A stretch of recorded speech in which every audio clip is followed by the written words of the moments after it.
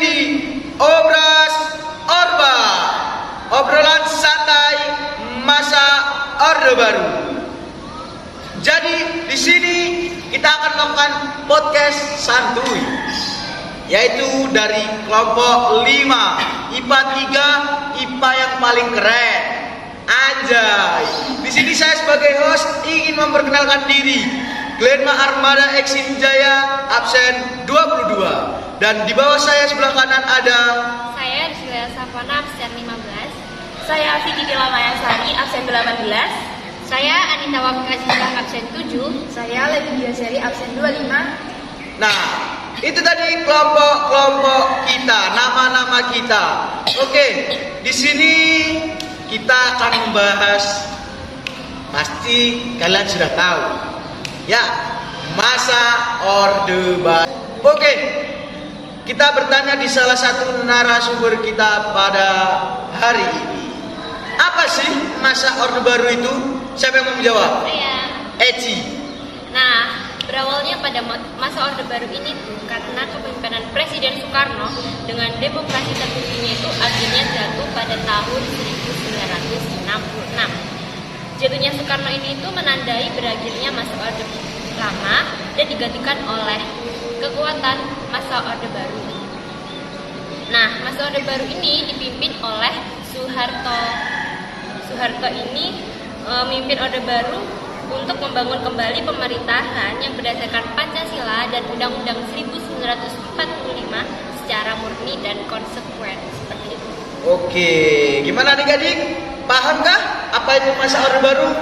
Jelas paham, karena kelompok 5. Kalau kalian nonton di kelompok lain, pasti tidak paham, karena yang paham hanya di kelompok 5 saja. Tepuk tangan adik-adik. Jadi, kita flashback tentang latar belakang terciptanya Orde Baru. Siapa yang mau menjawab? Saya. Vicky Tila. Oke, jadi yang latar belakangi masa Orde Baru ini ialah kejadian Tritura atau Tri Tuntutan Rakyat. Hal ini ialah salah satu ide perjuangan Angkatan 66 kami atau Kesatuan Aksi Mahasiswa Indonesia. Tritura ini sendiri berisikan 1. Pembubaran PKI, yang kedua perombakan Kabinet Dwipora, dan yang terakhir yaitu penurunan harga sembako. Hal ini semakin memanas karena sikap Presiden Soekarno yang bertolak belakang dengan aksi-aksi mereka. Hingga peristiwa G30 SPKI yang mengakibatkan semakin menurunnya kepercayaan masyarakat kepada pemerintahan Soekarno. Peristiwa tersebut juga menjadi penyebab menurunnya kredibilitas Soekarno dan membuatnya mengeluarkan surat perintah kepada Legend Soeharto, yaitu Surat Perintah 11 Maret 1966 atau yang biasa kita sebut dengan Super Semar. Dalam surat perintah tersebut, Soekarno menunjuk Soeharto untuk melakukan segala tindakan demi keamanan, ketenangan, dan juga stabilitas politik. Super Semar merupakan menjadi salah satu titik awal berkembangnya kekuasaan Orde Baru ini. Nah, Iya. cocok sekali Vicky Tila menjadi host on the spot. Kita lanjut ke pertanyaan berikutnya. Tentang alur perjalanan selama masa Orde Baru. Siapa yang bisa menjelaskan? Saya. Anita.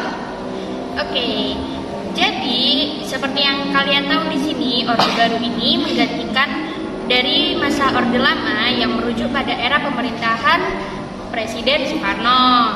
Nah, lahirnya Orde Baru ini ditandai dengan Tritura ya, seperti yang dibicarakan oleh Mayang, yaitu Tri Tuntutan Rakyat. Terus juga Orde Baru ini terjadi sejak munculnya Super Semar. Mulai tadi kan kita bahas Super Semar nih. Apa sih kepanjangan dari Super Semar ini? Saya tahu.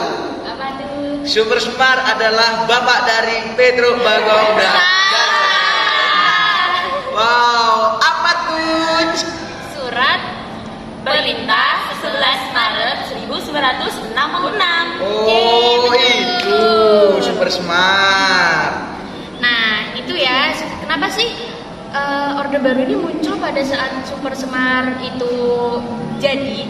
Nah, Super Semar ini sebagai legalitas pada masa Orde Baru, makanya Orde Lama ditutup, setelah itu muncullah Orde Baru.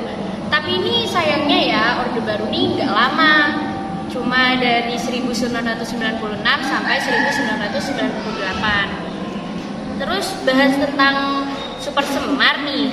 Super Semar nih ada 3 isi inti. Ada yang tahu apa isinya? Apa tuh? Apa tuh? Nah, berikut inti isi dari Super Semar. 1. Pembubaran PKI bersama ormasnya. Terus yang kedua juga penangkapan 15 menteri yang terkait dalam gerakan 30 SPKI. Terus juga yang ketiga, itu ada pemurnian MPRS. Di masa Orde Lama nih pasti ada perubahan dong, ada yang beda nih dari Orde Lama. Kalau di masa Orde Lama dulu kan komunisme dan gagasan yang bertolak belakang dengan Pancasila ini kan sempat meluas nih. Terus hal ini membuat Soeharto di masa jabatannya melakukan indoktrinasi. Apa itu? Indoktrinasi. Nah, indoktrinasi itu seperti peraturan lah, bahasanya seperti peraturan. Nah, indoktrinasi ini nggak semata-mata langsung dijalankan, tapi ada beberapa tahapan nih. Tahapan yang pertama, menerapkan pengajaran P4, pelaksanaan pedoman, penghayatan, dan pengalaman Pancasila di sekolah. Terus yang kedua, Soeharto mengizinkan masyarakat membentuk organisasi dengan syarat menggunakan asas Pancasila. Terus juga nih, yang ketiga, melarang kritikan yang menjatuhkan pemerintahan dengan alasan stabilitas negara. Pantas aja ya, dulu waktu masanya Pak Soeharto, seumpama nih kita, salah satu dari kita ada yang menjelekkan Pak Soeharto atau menjelekkan negara atau mengkritik lah. Tapi besoknya tiba-tiba orang itu hilang. Kenapa tuh? Serius banget ya sih? Kenapa tuh? Itu yang masih menjadi pertanyaan. Mungkin pemerintahan pada zaman dulu itu pemerintahan yang anti kritis. Jadi ketika masyarakat tidak pro dengan pemerintah, maka dia bisa dibilang menolak Pancasila. Jadi begitu menurutku. Bisa jadi sih kayak gitu. Bisa jadi. Terus juga nih, dalam masa Orde Baru itu ekonomi Indonesia berkembang pesat walaupun dibarengi dengan praktik korupsi yang merajalela. Wow, dulu itu berarti banyak banget ya korupsi. Ya, berarti korupsi ini banyak banget dari zaman dahulu ya, sudah Jawa terdahulu sampai moyang. dari zaman ke zaman ternyata. Tapi ini walaupun Indonesia berkembang pesat tentang ekonominya, dibarengi dengan praktik korupsi yang merajalela, tentunya pasti akan menurun dong di beberapa tahun ke depan. Terus akhirnya pada tahun 1997 itu terjadi krisis moneter. Gitu teman-teman. Gimana teman-teman? Masih jelas paham kan? Karena kalau nggak paham, kalian bukan nonton video ini, nonton video kelompok sebelah. Kalau di sini jelas paham. Oke, kita lanjut ke pertanyaan berikutnya. Pertanyaan kelebihan masa Orde Baru. Siapakah yang jawab? Saya. Lele. Jadi kelebihan pada sistem pemerintahan Orde Baru yaitu diantaranya yang pertama sukses program swasembada dengan revolusi hijau. Yang kedua suksesnya program transmigrasi. Yang ketiga jumlah pengangguran minimum pernah tercatat hanya 2,55%. Lalu ada sukses memerangi buta huruf dan sukses program KBU. Dan ada gerakan wajib belajar 9 tahun berjalan sukses. Wah, banyak sekali ya kelebihannya. Oke. Selain ada kelebihan juga ada kekurangannya. Pasti dong. Pasti sih. Kekurangan yang ada pada sistem pemerintahan Orde Baru yaitu maraknya terjadi praktik KKN, yaitu korupsi, kolusi, dan nepotisme. Ya, seperti yang katakan yang katakan. Ya. Lalu program pembangunan tidak merata karena terfokus pada pusat pemerintahan, khususnya pada Pulau Jawa, yang menyebabkan kesenjangan pembangunan dan juga disebabkan sebagai kekayaan daerah banyak diambil ke pusat. Nah, ini pertanyaan yang terakhir. Gimana sih berakhirnya masa Orde Baru ini? Siapa yang mau menjawab? Eci lagi. Nah, jadi pada tahun 1997 itu Indonesia itu mengalami krisis multidimensional yang diawali dengan krisis moneter, yaitu jatuhnya nilai rupiah terhadap dolar Amerika Serikat, dan berimbas pada krisis-krisis pada bidang lainnya, contohnya seperti bidang ekonomi, sosial, politik, serta kepercayaan rakyat Indonesia. Nah, pemerintah Orde Baru ini itu tidak mampu membangun kehidupan politik yang demokratis, menegakkan keadilan sosial, dan melaksanakan perekonomian yang memihak terhadap rakyat. Nah, maka dari itu, akhirnya rakyat Indonesia itu menuntut adanya reformasi melalui aksi-aksi demonstrasi.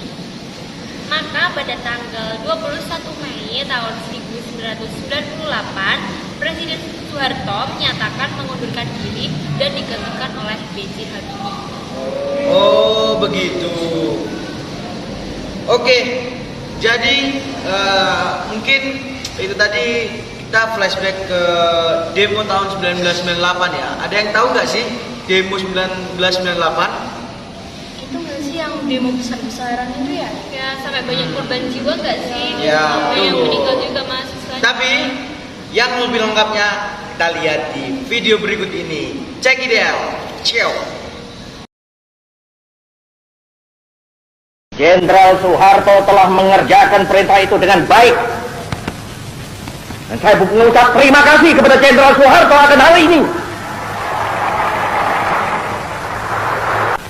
ST 11 Maret adalah satu perintah pengamanan. Perintah pengamanan jalannya pemerintahan. Pengamanan jalannya ini pemerintahan. Demikian kataku pada waktu melantik kabinet. Kecuali itu, juga perintah pengamanan keselamatan pribadi Presiden, perintah pengamanan wibawa Presiden, perintah pengamanan ajaran Presiden, perintah pengamanan beberapa hal, dan Jenderal Soeharto telah mengerjakan perintah itu dengan baik. Dan saya mengucap terima kasih kepada Jenderal Soeharto akan hal ini.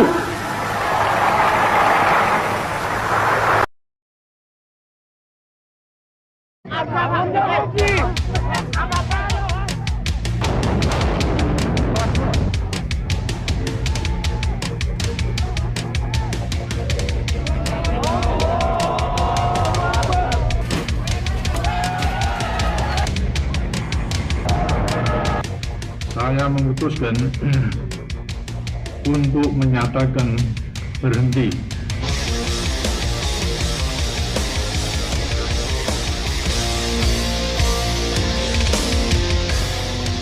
Akan memenuhi kewajiban Presiden Republik Indonesia dengan sebaik-baiknya dan seadil-adilnya dengan seluruh-seluruhnya. Oke, terima kasih teman-teman sekalian sudah menonton podcast kelompok 5. Tentunya hanya ada di IPA 3. Oke, kita pamit undur diri. Bila ada salah dimaafkan. Bila ada kesalahan kata atau tutur kata yang tidak bagus ataupun kekurangan dari kami, mohon dimaafkan dan dimaklumi. Terima kasih, saya sebagai host di acara ini mewakilkan para teman-teman sekalian. Pamit undur diri. Wassalamualaikum warahmatullahi wabarakatuh.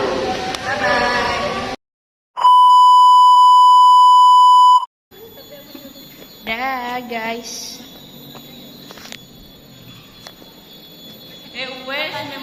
Dari kelompok 5 IPA 3 IPA yang 4. Di sini saya sebagai host ingin memperkenalkan. Saya Vicky Tilamayasari, absen 18.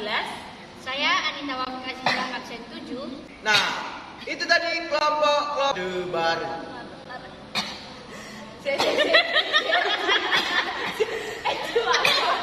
Dikat gak sih? Iya. Katanya satu tuh. Belum. Oke, lanjut. Kemudian MPRS. Apa tuh MPRS? Jangan tanya itu, aku nggak tahu ya.